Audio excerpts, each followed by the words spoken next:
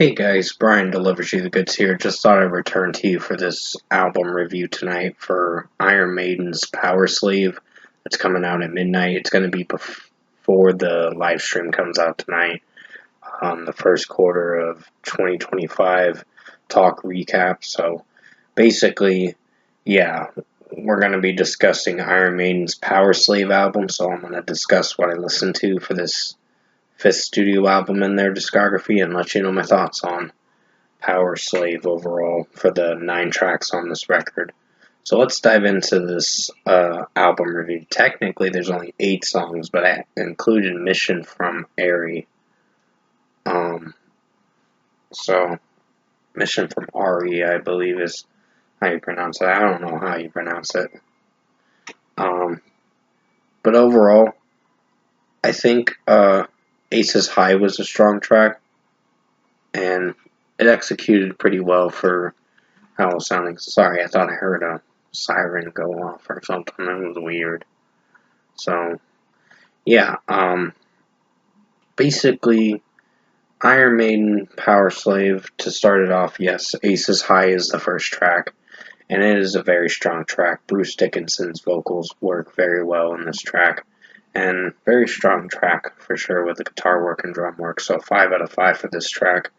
2 Minutes to Midnight is another strong track for sure. It is a little lengthy, like 6 minutes and some seconds, but it does work with the execution and how it's performing overall from Bruce Dickinson's singing.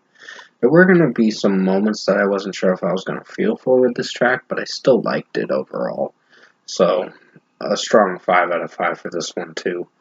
Lost for Words, Big Aura instrumental is a very strong instrumental track. The guitar work in this is pretty progressive, and so is the drum work, sounding very strong in this track.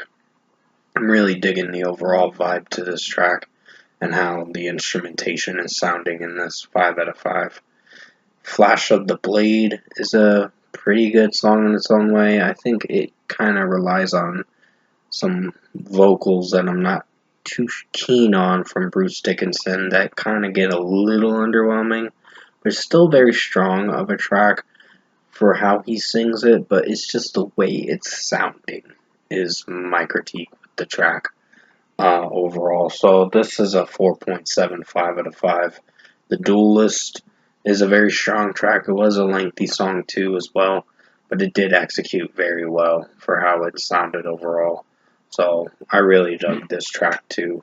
It's a 5 out of 5 for sure. Back in the Village is another pretty good song in its own way. Bruce Dickinson's vocals is pretty good for the most part. The execution, how it turned out, there were some moments I could really feel for it, and moments where I had where there were some weak points as you progress through the track that kind of have the underwhelming aspects of the song. But in execution wise, it's a strong 4.75 out of 5. It is one of the least favorites, but it is very good to keep the record going for sure. Powerslave was a very lengthy song, but not as lengthy as the next one. But overall, Powerslave was a strong track for the execution. I think Bruce Dickinson's vocals worked overall for this track. And yeah, execution-wise, for the guitar work and drum work, it did pretty strong for this 7-minute track. So I was really impressed with this track. A strong 5 out of 5 is deserving for Powerslave. Rime of the Ancient Mariner is the closing track to the official record. Give me a second, I gotta pause the video. Sorry about that, guys. Had to pause the video. My mom needed my assistance for a moment just to help her with something. So, basically, to get back on track, sorry for having to pause the video for a little bit. So, yeah, basically, Rime of the Ancient Mariner is the final track on the record officially, but I'm including an extra track, but the extra track has talking in it. So, Rime of the Ancient Mariner is a strong track for 13 minutes. It is very lengthy of a 13.5-minute song, but it executed pretty well for the runtime I was going for. So I was really impressed with this track overall, and definitely headbanging to this track. Bruce Dickinson's vocals are very strong in this, and just with the execution overall, this track did very well for the runtime. So it was very lengthy, but it executed pretty flawlessly for sure. So 5 out of 5 for Rime of the Ancient Mariner. And then finally, Mission from Array, which is basically them talking in the track. It's not really much of a track, but you're in for something solid enough to keep you entertained for a little bit. Like I said, it's just them talking in the track and basically ripping on each other. But overall, I think it was pretty solid. So 4.5 out of 5 for this track. Overall, production, mixing, and execution wise, I think Powerslave was a very good record. For sure, it was a step up from Peace of Mind, in my opinion. I was very impressed with the tracks overall in this record.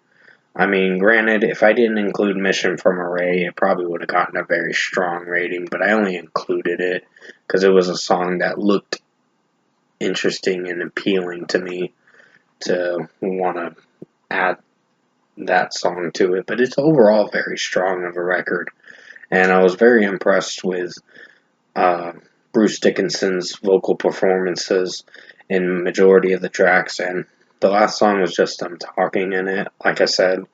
But basically, overall, if I were to give Powerslave by Iron Maiden its deserved score for their fifth studio album, a strong 9 out of 10 is what I'm feeling. Very good record. Definitely recommend you guys check this Iron Maiden Powerslave album out. If you have not listened to it, it's from 1984 or something like that. But it's a very strong record for the execution overall. So I was very impressed with this. The next album I'm going to review will be tomorrow, I think, somewhere in time or something like that. Will be the next album. I believe that's the next album I'll be reviewing. But overall, yeah. Yeah, Somewhere in Time is the next album. So pretty much 9 out of 10 for Iron Maiden's Powerslave.